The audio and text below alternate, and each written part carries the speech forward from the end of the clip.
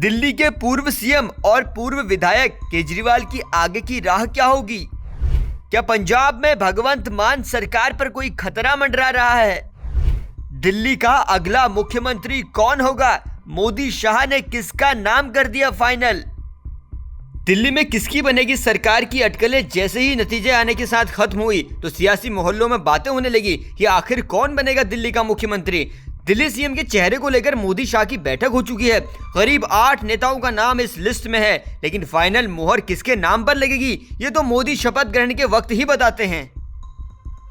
लेकिन जिन चेहरों पर बीजेपी मंथन कर रही है उनमें परवेश वर्मा, मोहन सिंह बिष्ट, सतीश उपाध्याय, वीरेंद्र गुप्ता, मनोज तिवारी, वीरेंद्र सचदेवा का नाम शामिल है। लेकिन एक महिला चेहरा भी है जिस पर बीजेपी के आलाकमान की नजर है और वो नाम है रेखा गुप्ता का। सबसे पहले बात करते हैं परवेश वर्मा की, जिन्होंने नई दिल्ली सीट से आप के संयोजक और दिल्ली के पूर्व मुख्यमंत्री अरविंद केजरीवाल को हराया है। दूसरी बात वो जो उनके फेवर में जाती है वो ये है कि परवेश जाट कम्युनिटी से आते हैं। अगर बीजेपी उन्हें मुख्यमंत्री बनाती है तो दिल्ली ही नहीं यूपी, हरियाणा और राजस्थान में जाट समुदाय में बीजेपी को फायदा मिल सकता है। इस सब के अलावा परवेश वर्मा के पास राजनीतिक अनुभव है। इससे पहले वो 2 बार बीजेपी के सांसद भी रह चुके हैं। इसके साथ ही परवेश वर्मा से उनके पिता साहिब सिंह वर्मा की विरासत जुड़ी है, जो कि दिल्ली के पूर्व सीएम रह चुके थे और यही वजह है कि जीत के बाद वो अपने पिता साहिब सिंह वर्मा की समाधि स्थल पर गए और उन्हें नमन किया। दूसरा नाम है विजेंद्र गुप्ता का, जो 2015 में जब दिल्ली विधानसभा में केवल 3 विधायक थे तो उनमें से एक विजेंद्र गुप्ता का नाम था। इसके बाद 2020 के विधानसभा चुनाव में उन्होंने अपनी सीट बचाए रखी। विधानसभा में बहुत कम संख्या होने के बावजूद भी वो आम आदमी के खिलाफ आवाज बुलंद करते रहे। विजेंद्र गुप्ता के अनुभव और उनकी चुनावी कामयाबी को देखते हुए उन्हें मुख्यमंत्री की दावेदारी से पीछे नहीं रखा जा सकता है। उनके साथ एक चीज ये भी जुड़ती है कि वो वैश्य समुदाय से आते हैं और अरविंद केजरीवाल भी इसी समुदाय से आते हैं। ऐसे में बीजेपी विजेंद्र गुप्ता पर भी दाव लगा सकती है। तीसरा नाम है सतीश उपाध्याय का, जो दिल्ली के मालवीय नगर सीट से चुनाव जीते हैं। उन्होंने आपके वरिष्ठ नेता सोमनाथ भारती को शिकस्त दी है। सतीश उपाध्याय बीजेपी का ब्राह्मण चेहरा है, साथ ही वो बीजेपी के प्रदेश अध्यक्ष भी रह चुके हैं। इसके अलावा वो दिल्ली युवा मोर्चा के अध्यक्ष और एनडीएमसी के उपाध्यक्ष भी रहे हैं और माना जाता है कि सतीश उपाध्याय की संघ में भी गहरी पकड़ है।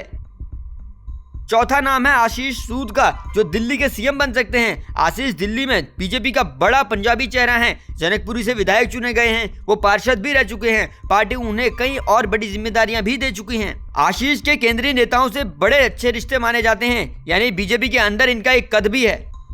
पांचवा नाम है जितेंद्र महाजन का, जो दिल्ली के सीएम पद की रेस में बने बताए जाते हैं। रोहतास नगर से लगातार तीसरी बार चुनाव जीते हैं। राष्ट्रीय स्वयंसेवक संघ के करीबी माने जाते हैं और वैश्य समुदाय से आते हैं। सोर्सेज से मिली जानकारी के मुताबिक सीएम पद की रेस में छिपा रुस्तम साबित हो सकते हैं जितेंद्र महाजन।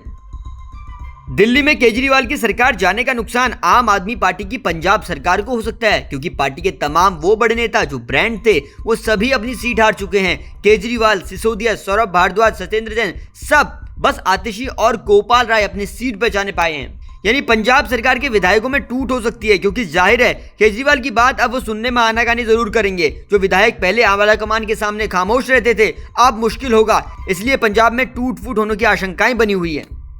अरविंद केजरीवाल के बाद इस समय सबसे बड़ा विकल्प है राज्यसभा जाने का। असल में पंजाब में 2028 में राज्यसभा के चुनाव होने हैं, वो वहीं दिल्ली में 2030 में चुनाव होने हैं। समझने वाली बात यह है कि अरविंद केजरीवाल अब करेंगे क्या, क्योंकि उनकी संयोजक की कुर्सी भी खतरे में चल रही है। असल में शराब घोटाले में ईडी ने पूरी आम आदमी पार्टी को आरोपी बनाकर रखा है। ऐसे में अगर अदालत भी पार्टी को दोषी मान लेती है तो उस स्थिति में पार्टी ही खत्म हो जाएगी और ये संयोजक का पद भी नहीं बचेगा। अंत में बीजेपी सांसद रवि किशन के उस बयान पर आपको छोड़ते हैं जब उन्होंने कहा कि न नायब सैनी को पता था, न खट्टर साहब को पता था, न भजन लाल जानते थे और योगी बाबा को भी नहीं पता था कि वो सीएम बनेंगे। यही तो बीजेपी संगठन की खूबसूरती है। देखिएगा ये दिल्ली में भी कुछ अद्भुत व्यक्तित्व आएगा और सब मुंह खोलकर देखते रह जाएंगे। इसके बाद सियासी मोहल्लों में कई नामों पर चर्चा चल रही है, लेकिन इसी हफ्ते पीएम मोदी का अमेरिका दौरा भी होना है। इसलिए कहा जा रहा है कि मोदी के इस दौरे के बाद ही दिल्ली सीएम का शपथ ग्रहण भी होगा। हमारी पैनी नजर दिल्ली की सियासत पर बनी हुई है। आप जुड़े रहिए जनसत्ता के साथ।